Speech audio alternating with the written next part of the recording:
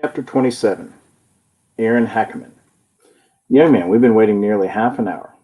The Dumbledore tells me you promised to set up the card table for us. We'll get to it, I tell her. We're busy. This old bat has a voice like screechy gears on a truck with a bad transmission. You don't look very busy to me. You're just standing around the snack cart eating cookies. You're supposed to be passing out. Which is a big job, Bear pretends to be outraged. You expect us to do it on an empty stomach? Chill out. I advise Dumbledore 5 more minutes. It goes without saying that the community service at the Graybeard Motel is about as much fun as sticking your hand in a garbage disposal. One good thing is you get to mess with the residents. She's been bugging us half the morning to set up an extra card table in the rec rooms so she and 3 other blue-hairs can play bridge. We've been having a few laughs seeing how long we can blow her off. 5 minutes. Try 5 hours. Maybe 5 days if she doesn't like it. Let her set up her own card table. She's built like a sumo wrestler. In frustration, she retreats to the rec room. Bear and I crack up. Oh, we'll do it for her eventually, right before her head explodes. That's the art to it, picking the moment to give in just when she's about to report us to the nurses. We'll help ourselves to more cookies, but Bear tries to hog the last chocolate one, and we end up down on the floor, fighting for it and laughing like crazy. The cookie is crushed before either of us can eat it. We're getting back to our feet, brushing off the dust and crumbs. Then we see him, Chase, striding around the hall like he's on the Amazing Race. He's in a real hurry to get somewhere, and not too thrilled about it. Ever since our fight on the football field, he hasn't been turning up for community service. Not that he's really on it anyway. I guess he's back, or at least he's visiting the video star, the nastiest old Dumbledore, in the building overflow with them. Bear, who has amazing sight, spikes the bulging in his pocket.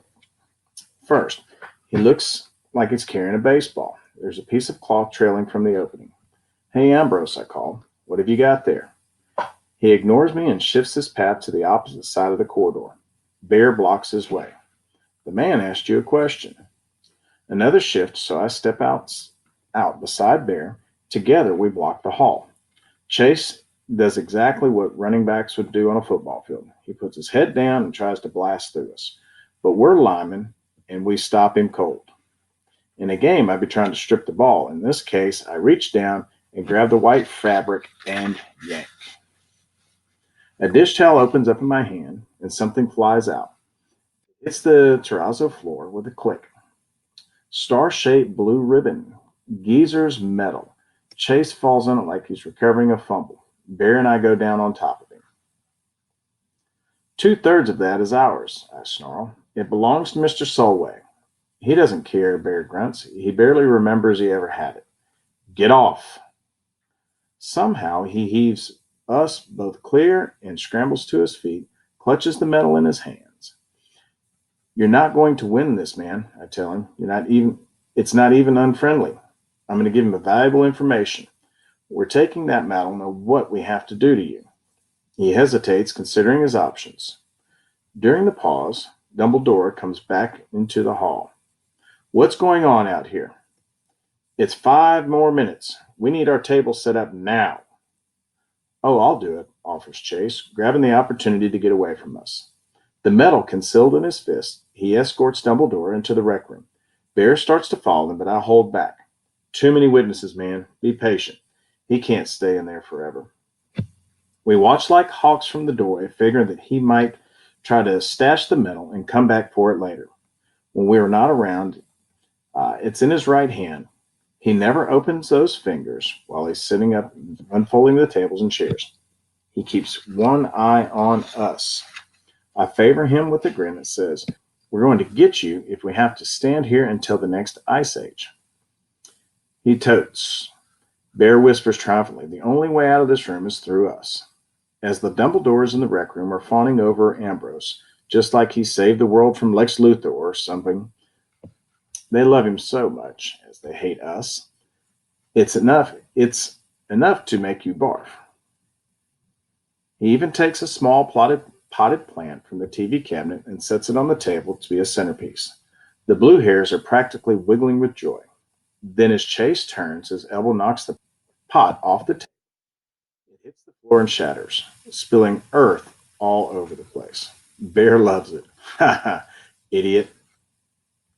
Ambrose rushes to the corner, where a vacuum cleaner stands against the wall. He plugs it in and starts to clean up his mess. We almost missed it. As he runs the vacuum cleaner back and forth over the dirt, he opens up his hands and drops the metal into the unit's path. In a heartbeat, it's sucked up and gone. He glances over his shoulder to see if we notice. I pretend we didn't, but Bear's face is bright and red, which is a dead giveaway.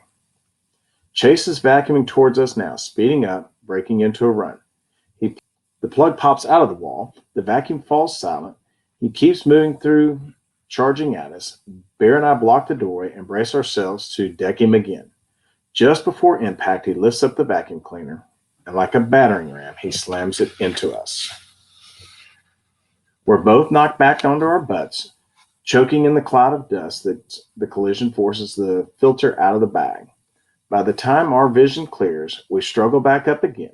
Ambrose is almost out of sight down the hall, still cradling the vacuum cleaner. We stare at each other, and the minute we get our breath back, in chorus, get him. We take off after our star running back. We've never been able to outpace him before, but this time he's carrying a vacuum cleaner, not a football. That's bound to slow him down.